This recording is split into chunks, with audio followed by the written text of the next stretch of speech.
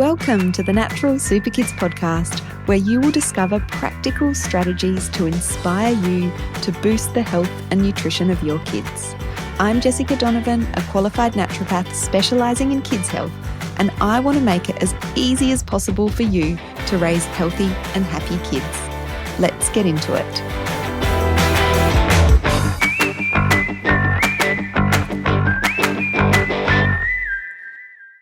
Welcome.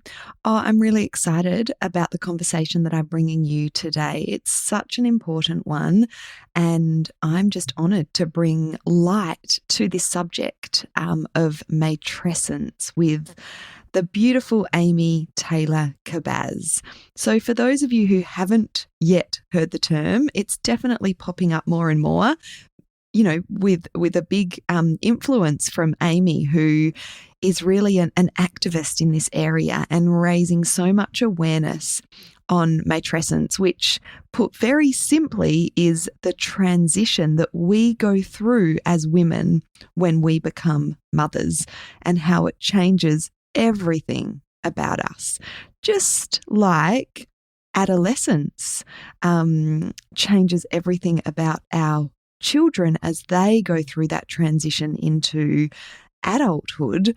Matrescence is much the same, but it is less talked about. There's less support and conversations about it. So this is, something that Amy really wants to change, and she goes into depth about how we can really support and honour this transition within ourselves and also within the women in our lives.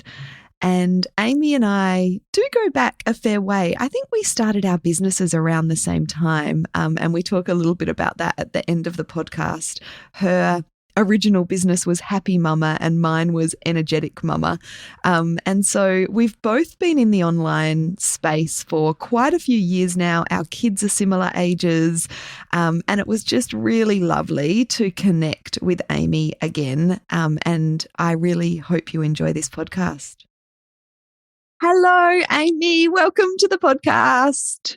Hey, Jess, it's so good to speak to you after so many years. I know. We were just saying that off air, weren't we? Like it's literally been years since we've chatted. So I'm really excited to chat to you today and to share your knowledge with our audience. So can you start by telling us a little bit about you? I'm sure lots of people already know of you, and how you came to be doing what you're doing today. Yes, I'd love to. I am a mama of three. They are now 13, 11 and 7. The first two are girls, and my third bonus baby, the unexpected one, is a boy.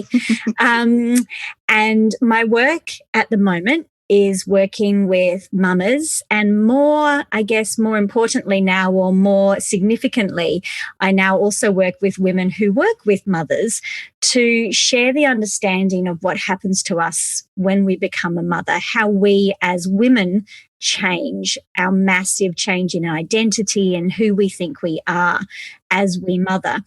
And this really came from my own experience. 13 years ago, when I first became a mama to my eldest daughter, I went into it thinking I've got this covered. I, like so many of our generation, I grew up with a very clear view of what I thought I wanted to do in this world, and that was to be a journalist and a foreign correspondent. I was super determined and independent and smashed through uni, travelled overseas, lived overseas in Japan, went to uni there, joined the ABC, made my way up the ladder, just that real drive of the successful women we are told we should be. Motherhood was always something I thought would be lovely, but was never part of the clear plan or the way I saw myself. But, it wasn't as if I was anti-children. It just wasn't on my radar for so many years. Building my career and being this foreign correspondent is really what I wanted to do.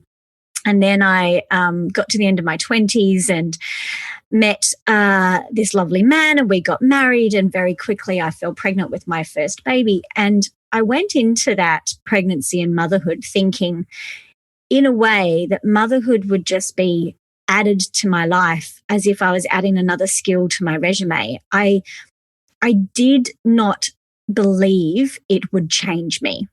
I believed it would add something. I now get to be a mum, but I thought all the other parts of me that I had cultivated over 30 years at the time would stay the same. There was just this bonus part.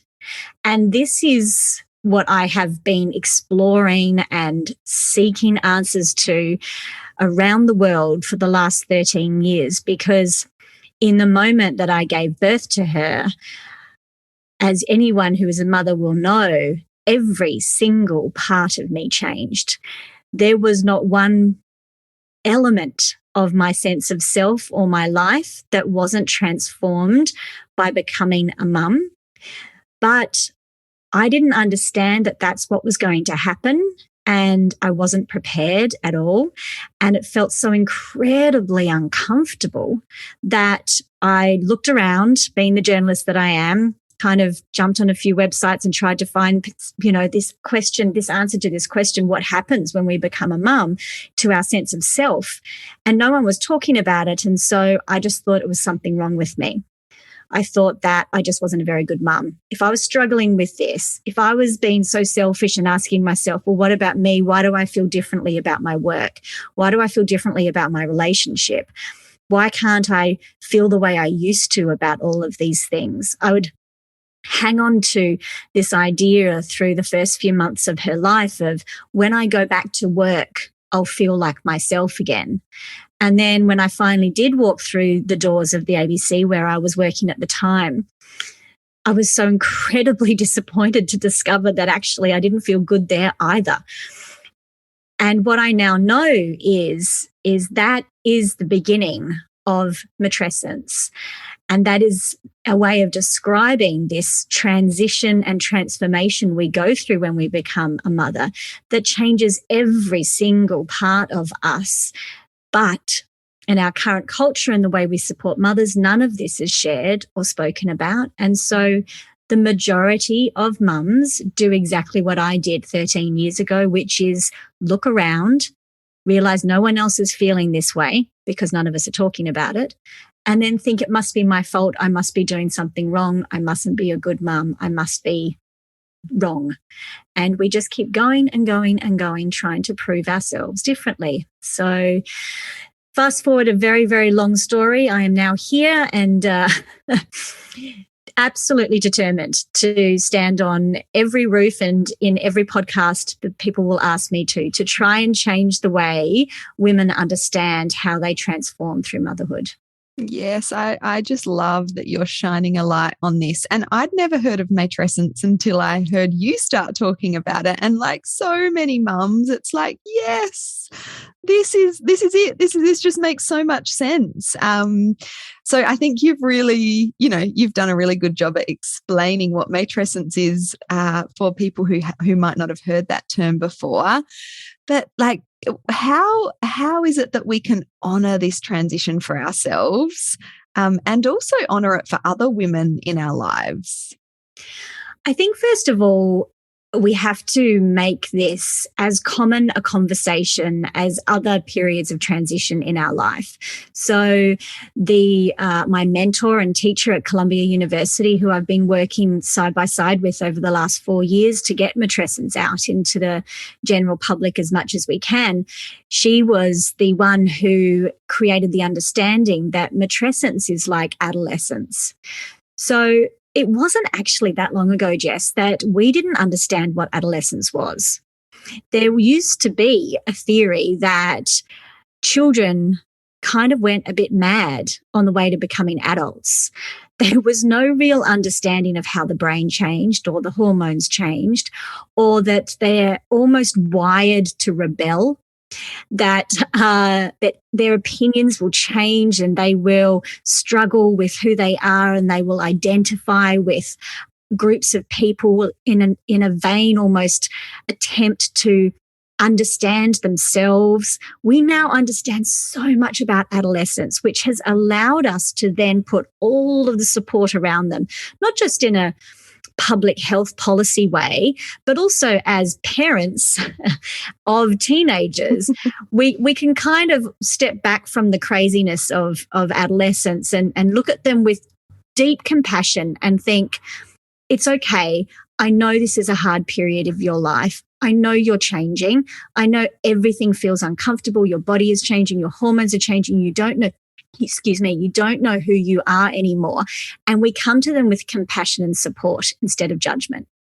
So if we can do that for this other rite of passage, this other transition called matrescence, then imagine the support and the compassion we have for women in those. I like to say matrescence never ends, but the most significant transformation is in the first 7 years of a child's life. It is that first 7-year cycle of huge questioning of, who am I now? How do I feel about my work? How do I feel about my body and sex and my relationship? How do I feel about money? How do I feel about the environment? Our brain changes, our hormone changes, our bodies change just as much as they do in adolescence. And yet we have no understanding. We have no support.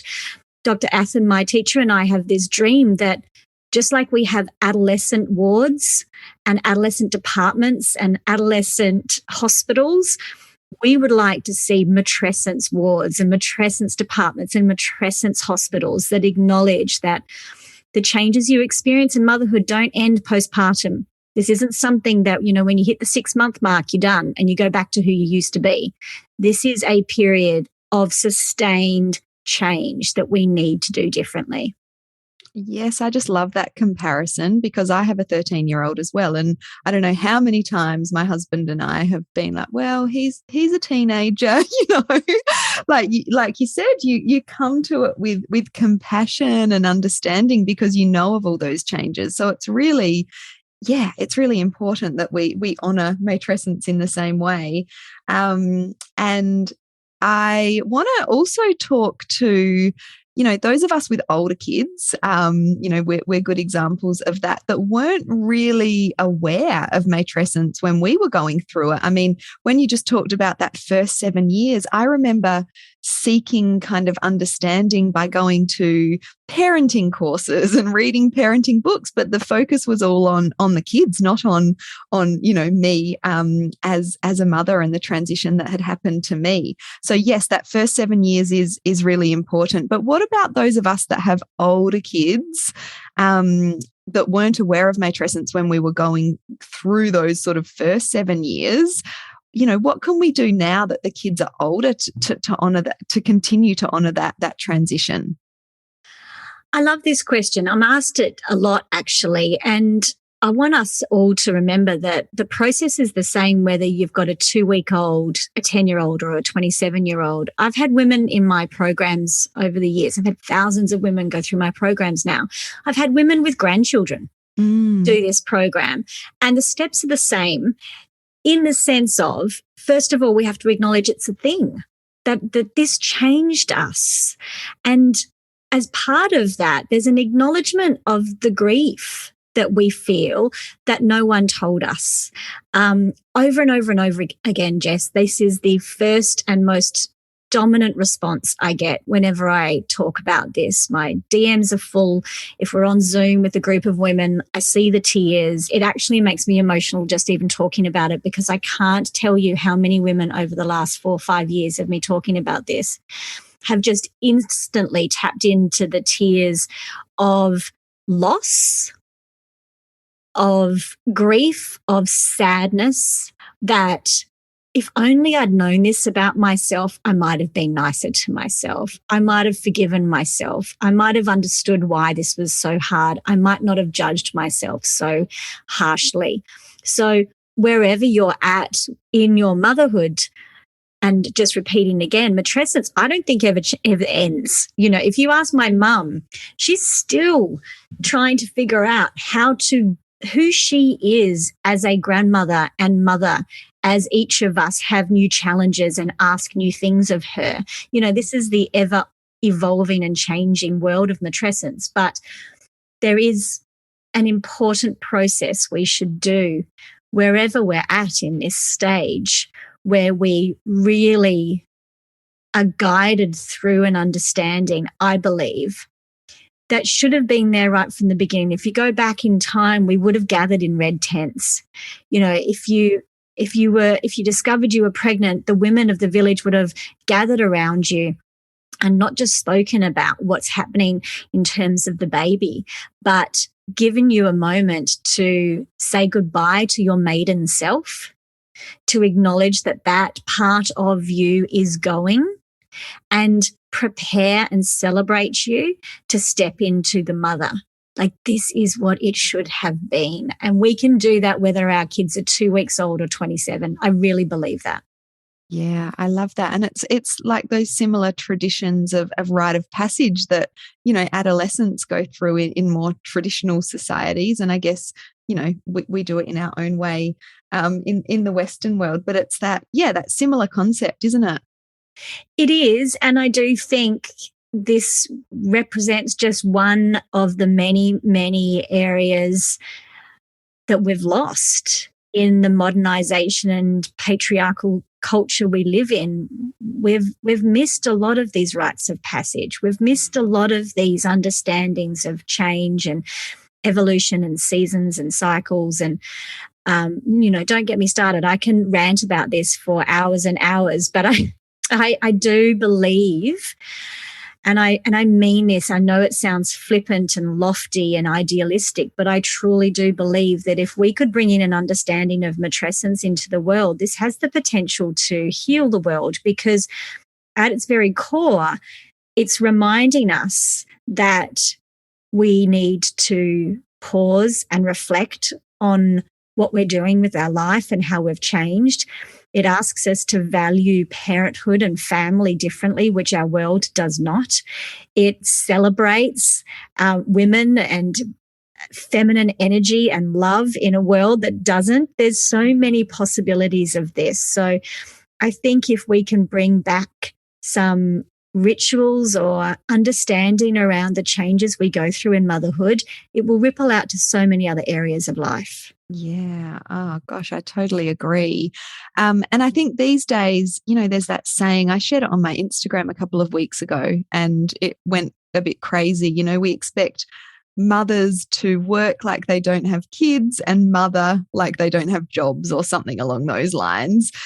So many of us feel pulled back and forth between our jobs or our businesses or our careers and our roles as mothers. So what can you share with us that can help when we're feeling this way?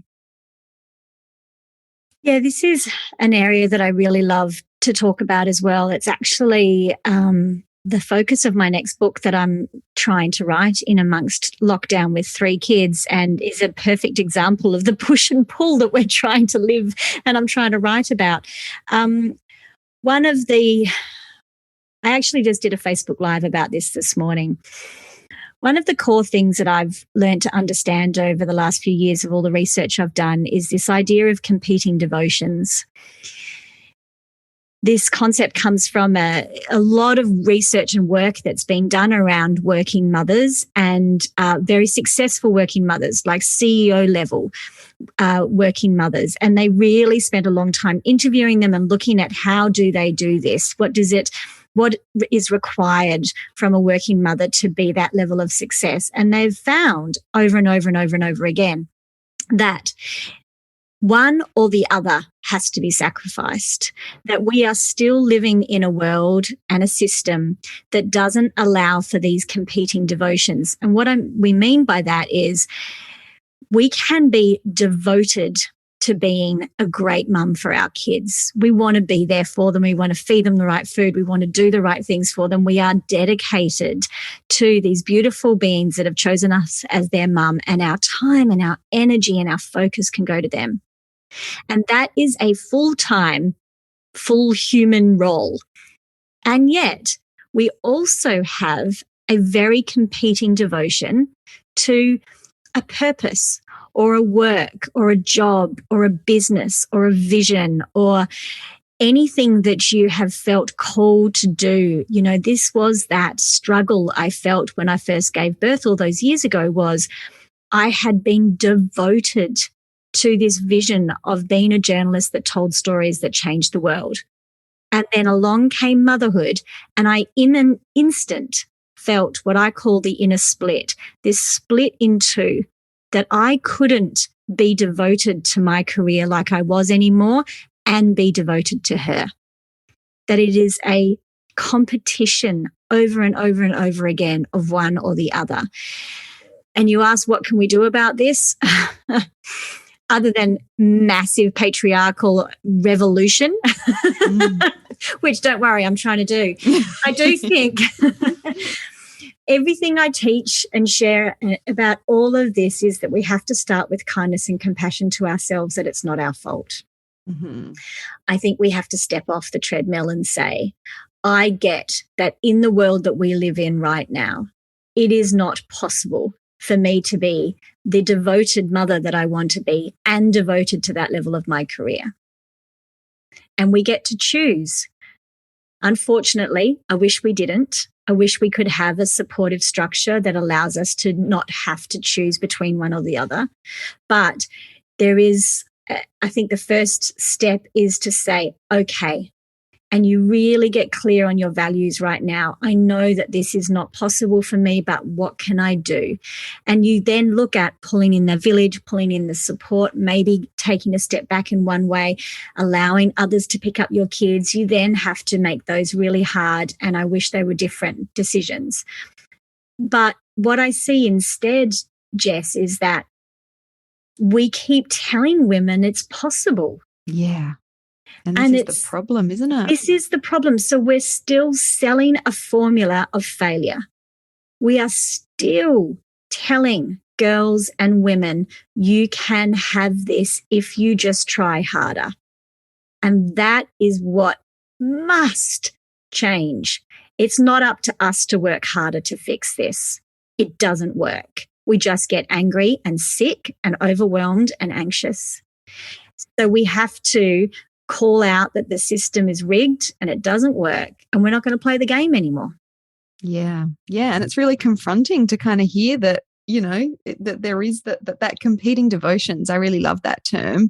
And really no matter what we do, like my family personally made a big change last year, and my husband left his employment to come and work in the business and, more importantly, help at home, because I was the one at home running the business, doing all the things for the kids because he was out at work.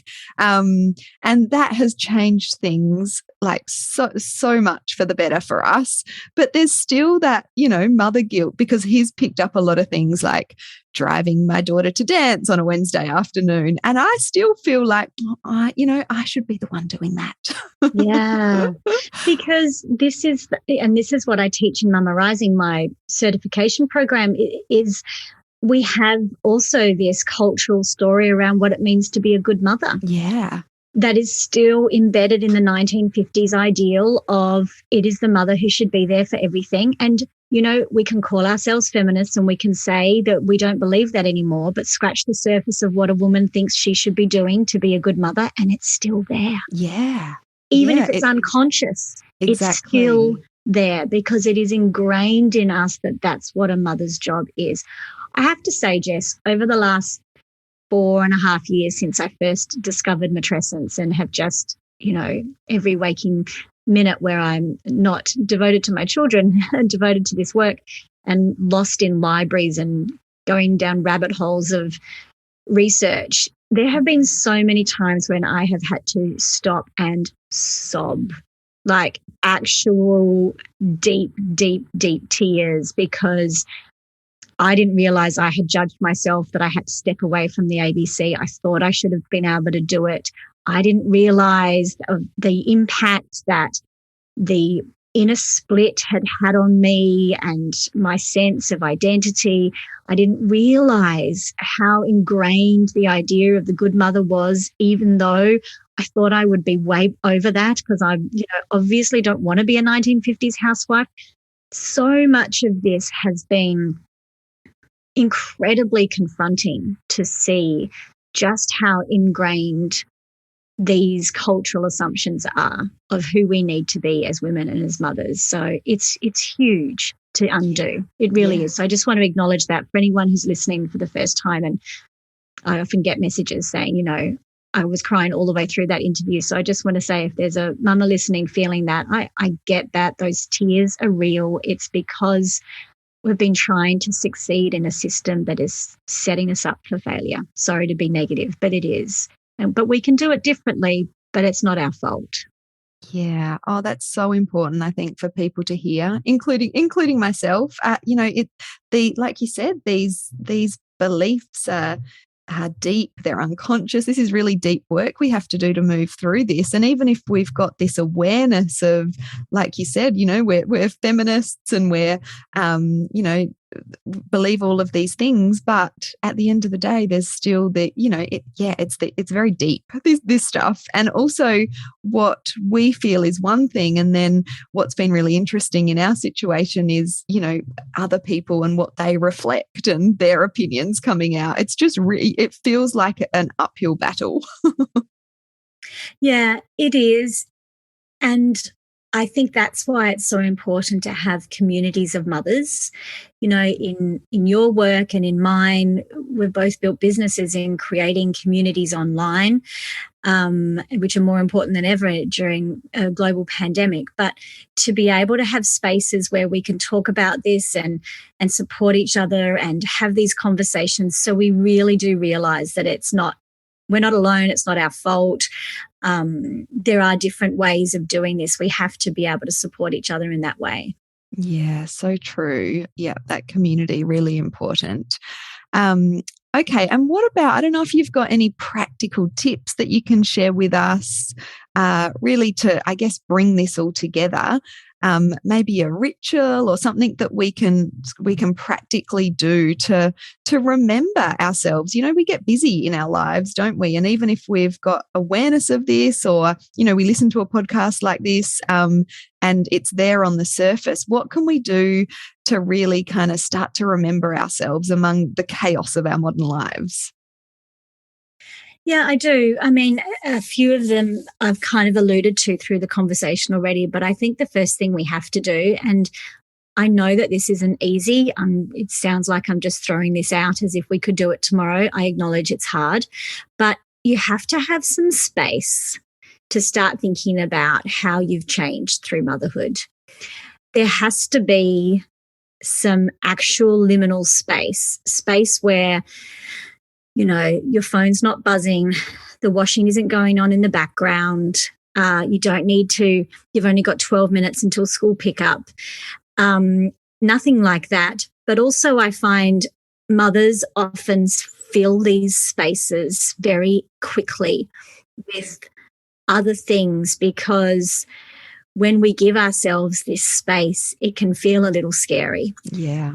You know, I know so many of us, if we have 15 minutes, we want to listen to a podcast, or we want to catch up on that thing that we didn't finish last night.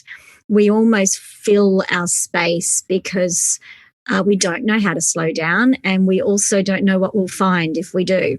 So again, just acknowledging that this is not an easy step, but it is so important. If we don't give ourselves some space to ask ourselves these questions, we will keep going until the universe forces us into space. That is what has happened in my life. When I haven't stopped and honored how I'm feeling or how I'm changing, my body forces me to. I have a thyroid disease, and without failure, every single time I deny myself the space to process what's happening in my world, my thyroid will flare up and I will be on my ass in bed, being forced to take the space I need. So try and do this before your body forces you to do it. The second thing is, in that space, I think it's really important to acknowledge that you have changed, and that's okay. One of the first things I did many years ago, Jess, when I was working on this for myself, was that I wrote myself a letter, because I remembered that 20-year-old version of myself and the very clear plan she had for her life, and how determined she was, and how focused, and how strong she thought she was, and yet inside she was actually incredibly uncertain of herself. And now that we have this energy of the mother, we can write to that version of ourselves and say, you know, I really love how focused you were and how much you wanted with your life. And I know it looks different now than you thought it would. But that's okay. Being a woman is about evolving and changing. And I am so excited to let go of some of those old beliefs that I thought I needed to be, that I needed to be busy, to be successful. And you just write to yourself as a process of acknowledging that ending of the maiden and stepping into the mother, as they talk about it in the archetypal idea. You know, allowing yourself to let go, to grieve. Perhaps it's your relationship that has really changed in motherhood and parenting, and you're trying to get it back to the way it used to be. You know, write to yourself, give yourself permission to grieve that it won't be like that again. Just like with adolescence, a teenager can never go back to being the child again. It's going to become an adult no matter what. But it's the same for us. We will never be able to go back to being that woman we used to be. But there is a beautiful new relationship that is possible if we give ourselves that space, that time, and that permission to grieve, to let it go. And then I think if we can do that, then you can start getting excited about the possibilities of choosing who you're becoming. And this is what lights me up with my work, is we do a lot of processes around understanding the cultural assumptions and letting that go and grieving who we thought we should be and how we haven't been supported. But then we step into this really juicy, inspiring, exciting space where we say, yes, but now you get to choose who you're becoming. Now you get to see all of this differently and get to choose your values and believe in yourself differently and see yourself through new eyes. And I think with this final step, I do think it's important to be surrounded by other women. I don't think it's something we should be doing on our own. I think if you can find an online community, a women's group, a yoga studio, we're so blessed nowadays with so many resources at our fingertips. Like, none of this was available to me 13 years ago. I'm sure you feel the same, Jess. I wasn't even on Facebook when my daughter was born. So what we have access to now is amazing. But I do think this process is meant to be done in circles of women like it would have been done so many years ago. So if you can find a place where you can have these conversations and feel supported, I think that's very important. Yeah, I love that. I love that whole that process of writing a letter. That sounds really powerful. And yeah, giving yourself space. Like, this is something I struggle with, as so many of us do.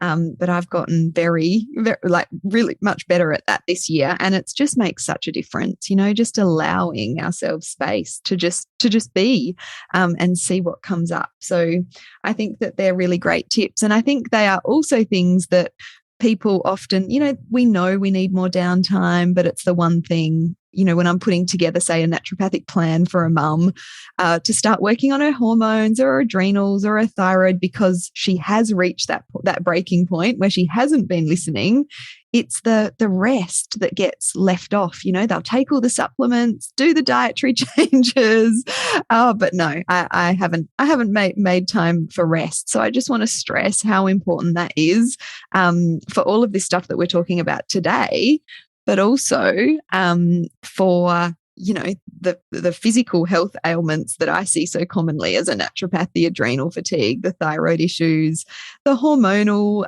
issues as well. So yeah, there's so many benefits to that.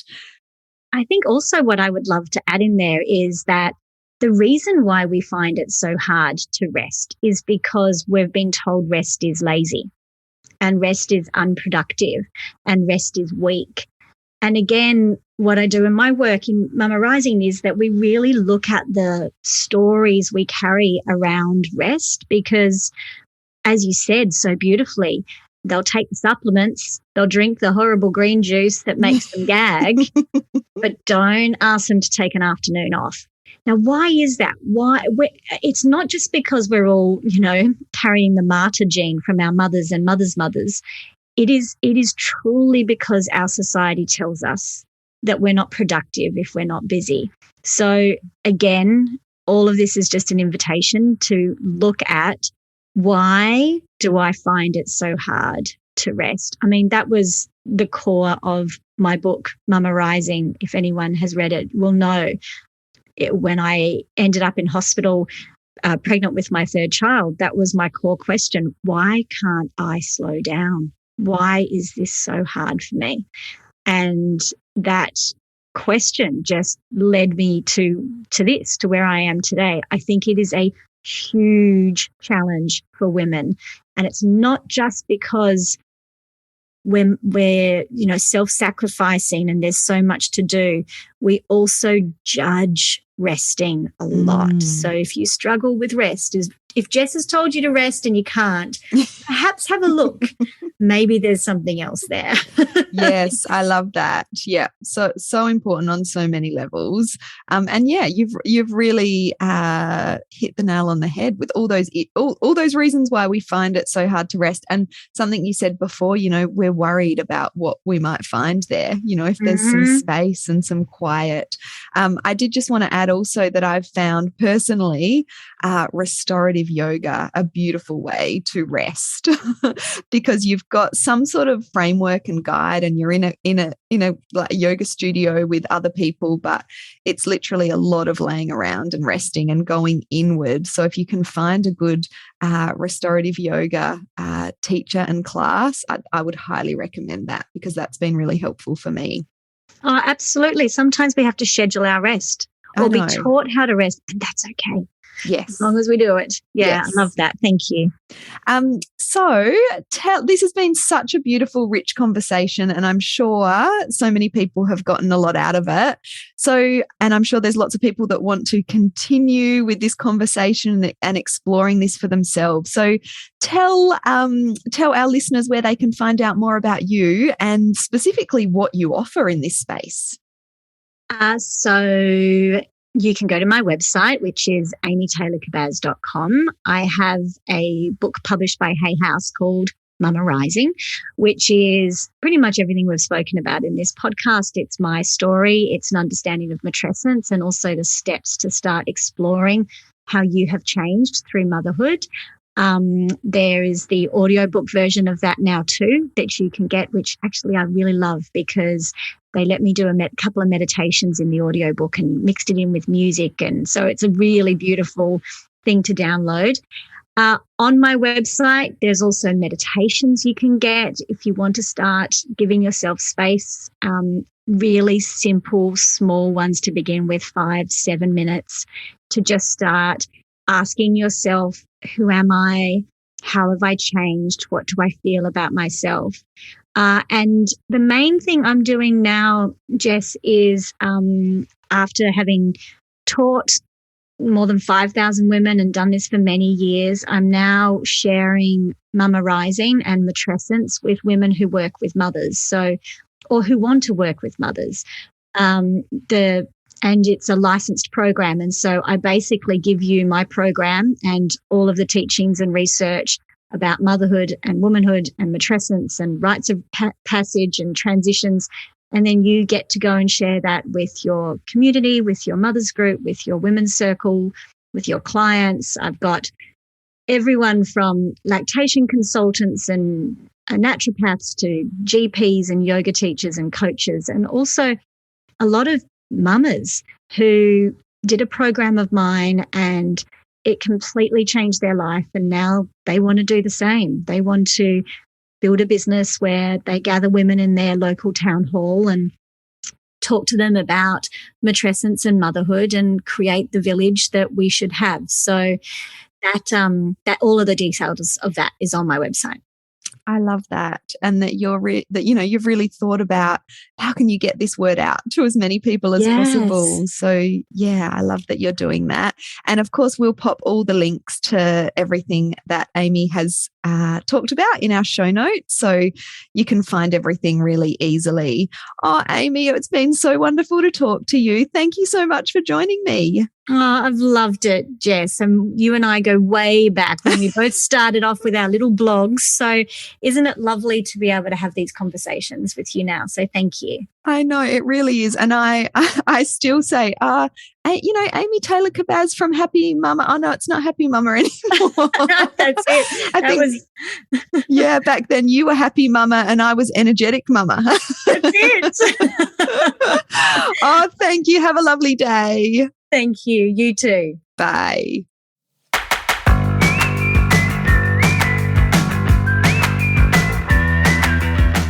Thank you so much for joining me on the podcast today.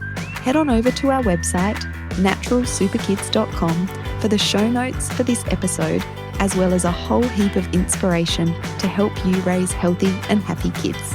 I'll see you next week.